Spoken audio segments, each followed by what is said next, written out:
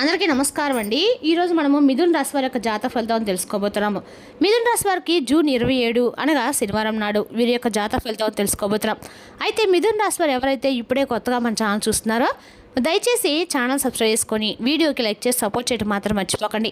మరి వీడియోని ఎక్కడ కూడా స్క్రిప్ట్ చేయకుండా చివరి చూసినట్లయితేనే మీకైతే పూర్తిగా అర్థమవుతుంది. రేపటి రోజున మీ యొక్క రాశి ఫలితాల ప్రకారం మీకు ఎటువంటి శుభఫలితాలు కలగబోతున్నాయో ఖచ్చితంగా తెలుసుకుందాము.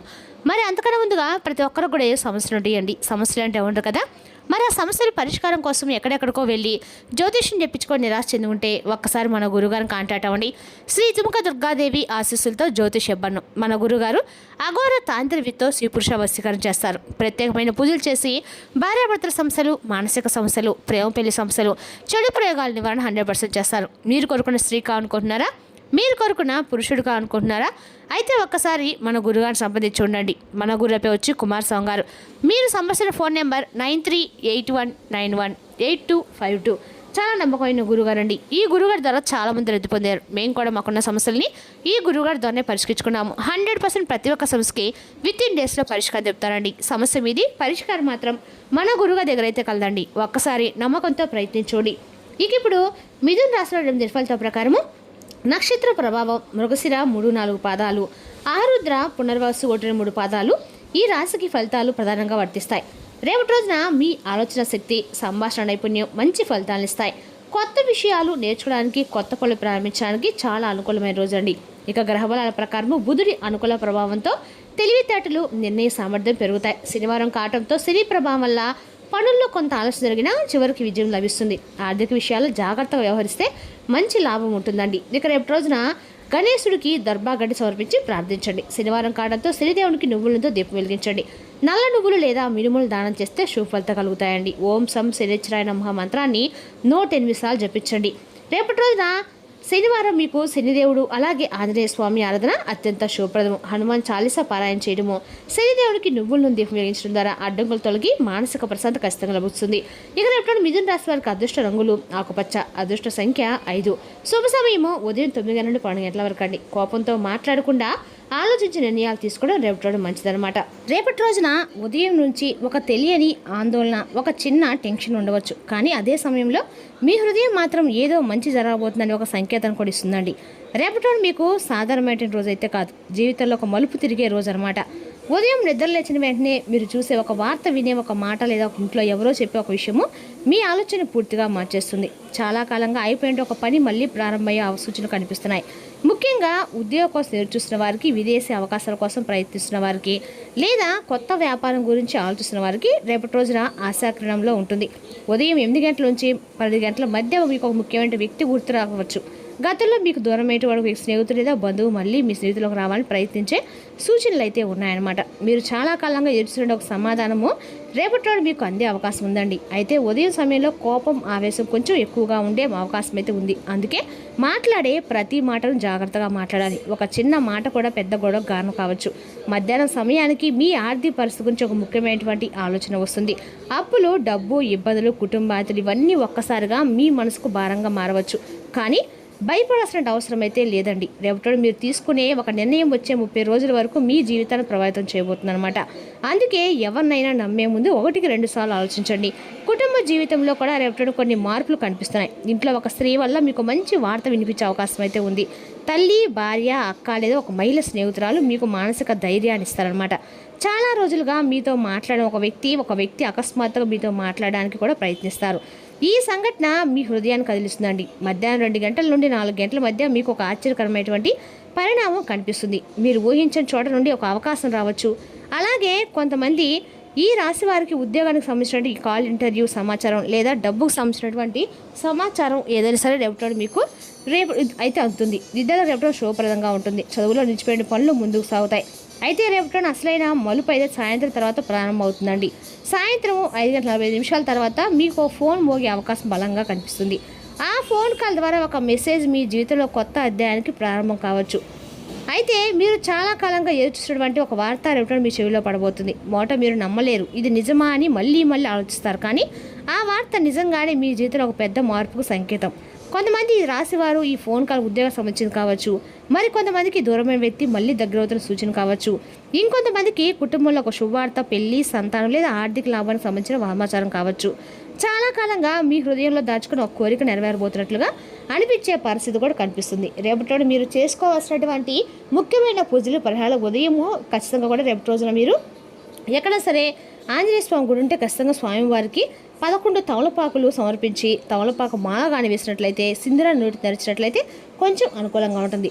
అదే రేపటి రోజున ఓం నమో నారాయణ మంత్రం కూడా 21 సార్లు జపించండి. పేదవారికి కొద్దిగా అన్నదానం చేయండి. సాయంత్రం ఇంటి ముందు నువ్వుల నూనె దీపం వెలిగించండి. కాకులకి లేదా కుక్కలకి, మూగజీవులకి ఏమైనా సరే ఆహారంగా పెట్టండి. మీకు గ్రహదోషాలు తగ్గుతాయండి. ఇక అనుకూలమైనటువంటి రంగాలు వచ్చేసి ఉద్యోగ రంగం, వ్యాపార రంగం, అలాగే మీడియా కమ్యూనికేషన్ రంగం, విదేశీ అవకాశాలు ప్రతికూలంగా ఉండే రంగాలు, భాగస్వామ్య వ్యాపారాలు, అప్పులు తీసుకోవడము, కోపంతో తీసుకునే నిర్ణయాలు. శుభ రంగులు వచ్చేసి రేపటి రోజున నీలం, పసుపు అండి. ఖచ్చితంగా కూడా మీకు శుభ సంఖ్యలు వచ్చేసి 4, 8, 11. ఈ యొక్క రాశి వారికి ఎప్పుడు కూడా జ్యోతిశాస్త్రం ఈ రాశి ఎంతో ప్రత్యేకమైందని చెప్పుకోవాలండి.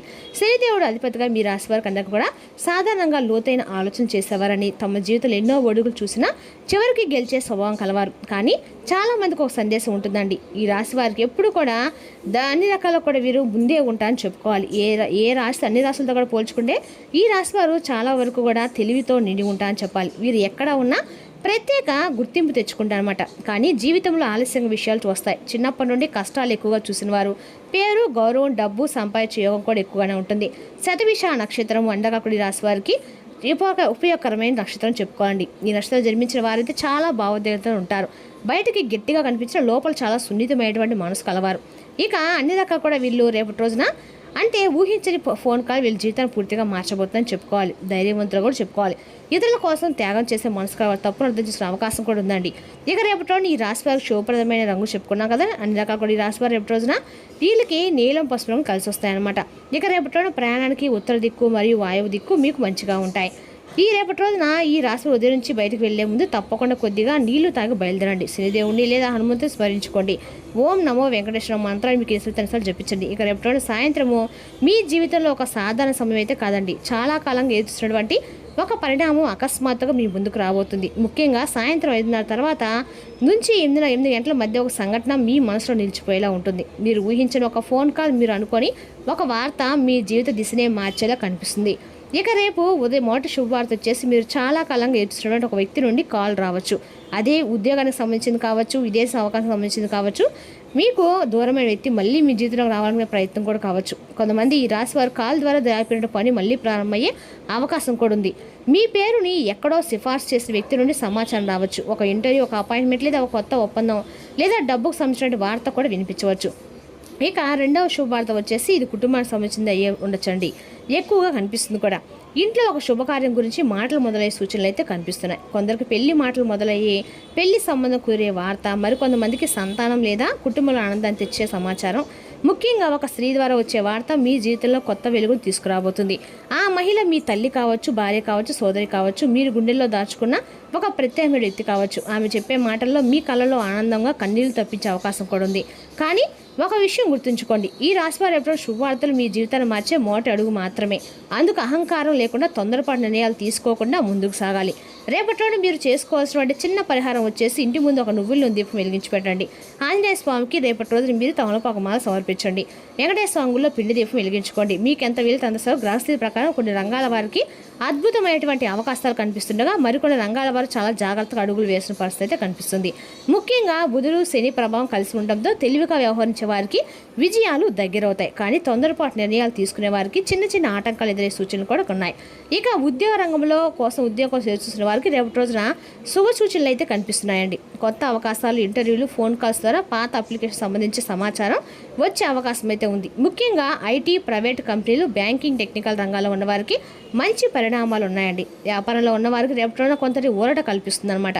నిలిచిపోయేటువంటి డబ్బు తిరిగి వచ్చే అవకాశం అయితే ఉంది. కొత్త కస్టమర్లు, కొత్త ఒప్పందాలు లేదా కొత్త పరిచయాలు, చదువులో విద్యార్థులు కూడా మంచి రోజున చదువులో ఏకాగ్రత పెరుగుతుంది.